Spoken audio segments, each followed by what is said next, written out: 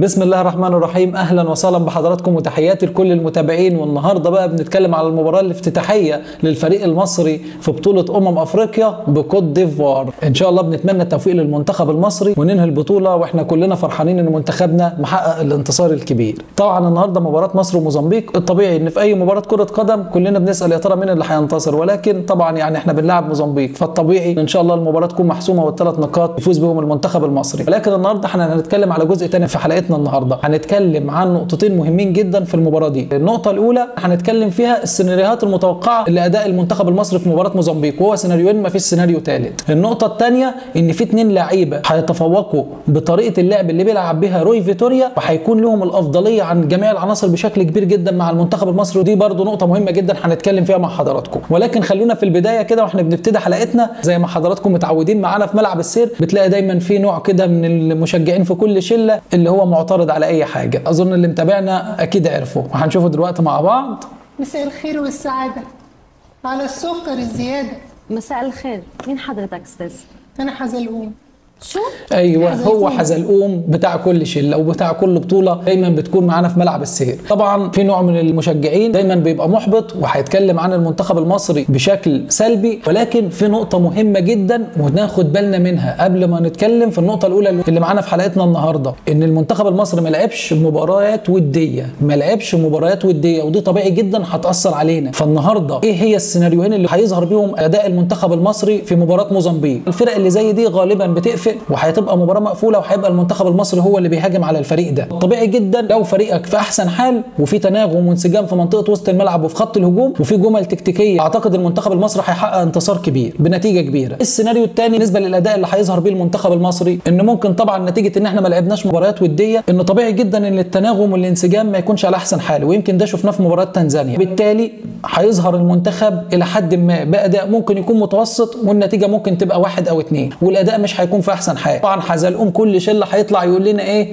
المنتخب المصري مش نافع ومش هيعرف يكمل في البطوله. طبعا ده غلط. طبيعي جدا عشان نبتدي نقيم مش اقل من مباراتين بالنسبه لدوري المجموعات، لان طبيعي جدا ان منتخبنا المصري، وده اللي انا متوقعه، ان المستوى هيتطور مع المباريات في البطوله، حتى ولو المباراه الاولى ما كانتش على افضل حال. ولكن ان شاء الله نتمنى ان السيناريو الاول هو اللي يتحقق، يعني اللعيبه تنسجم بسرعه، لان طبعا معظم اللعيبه اللي في الفرق المنافسه كلهم محترفين، فغالبا اللعيبه المحترفه يعني ما بيحتاجوش وقت طويل للانسجام، هم دايما متعودين على كده. دي بالنسبه للنقطه الاولى لتقييم اداء منتخبنا المتوقع في مباريات موزمبيق. النقطه الثانيه بقى اللي هنتكلم فيها ايه هم الاثنين لعيبه اللي هيتفوقوا خطه المدير الفني روي فيتوريا، واعتقد ان دي هتكون لنا السبق فيها ان احنا نتكلم في برنامجنا عن الاثنين لعيبه دول، عن محمد صلاح ومحمد النني، وده هنشوفه وهنتابعه دلوقتي مع بعض من خلال الصور اللي هنعرضها لحضراتكم. تعالوا نتابع كده مع بعض. في الصوره الاولى هنا تمركز محمد النني في الخطوط الخلفيه، راجع في خط الدفاع، هو اللي بيستلم الكره وهو اللي بيحرك الملعب، ده في الصوره الاولى.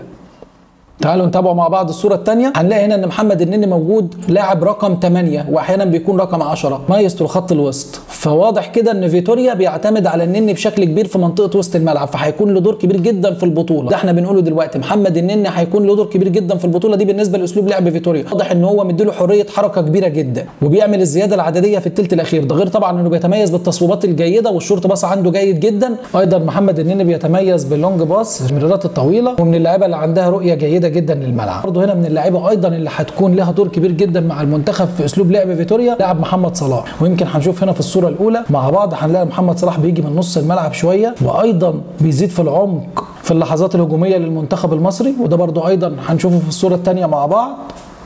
ايضا في الصوره الثالثه هنلاقي محمد صلاح بيجي من ناحيه الجناح وبيأخر نفسه شويه. واضح هنا ان روي فيتوريا مدي حريه لمحمد صلاح في منطقه وسط الملعب وايضا في النواحي الهجوميه، ودايما بيخليه ان هو يدخل من العمق. دي الميزه اللي هيتميز بها منتخبنا المصري. في معلومه بقى مهمه حابين ان احنا نوضحها لحضراتكم. منتخب موزمبيق، عشان طبعا حزلقوم بتاع كل شله بيقول لك موزمبيق ده فريق سهل، والمنتخب المصري لو اتعادل لا قدر الله ولو كسبنا بنتيجه ضعيفه 1-0 او 2-0 ان دي نتيجه هتكون سيئه. لا، انا شايف ان دي هتكون نتيجه جيده. فريق موزمبيق من الفرق الجيده، يمكن اخر 7 مباريات خسر مباراتين، المباراتين اللي خسرهم كان امام الجزائر 2-0 وخسر من نيجيريا 3-2 في مباراه كانت صعبه جدا وكانت مباراه شرسه وقويه. فالمتوقع الطبيعي ان منتخب مصر بنراهن على الشراسه الهجوميه للمنتخب المصري هي اللي هتحسم الامور في المباراه دي، لكن احنا بنقول ان نتيجه المباراه ومستوى الاداء اللي هيحدده درجه التناغم والانسجام في منطقه وسط الملعب، اختيار العناصر بالنسبه لروي فيتوريا بالنسبه للثلاثي اللي هيلعب في منطقه وسط الملعب. لكن احنا بنقول المتوقع ان الاداء مش هيكون عالي ليه والتناغم مش هيكون هيكون قوي نتيجه ان احنا ما لعبناش مباريات وديه كتير. وارد ان ممكن يظهر بعض السلبيات، ممكن ما يكونش الاداء على المستوى المرجو اللي احنا كلنا بنتمناه. حزلقوم بقى بتاع كل شله وتعادلنا لا قدر الله مع موزمبيق هيقول لك لا خلاص هنخرج بره، لا ما فيش الكلام ده.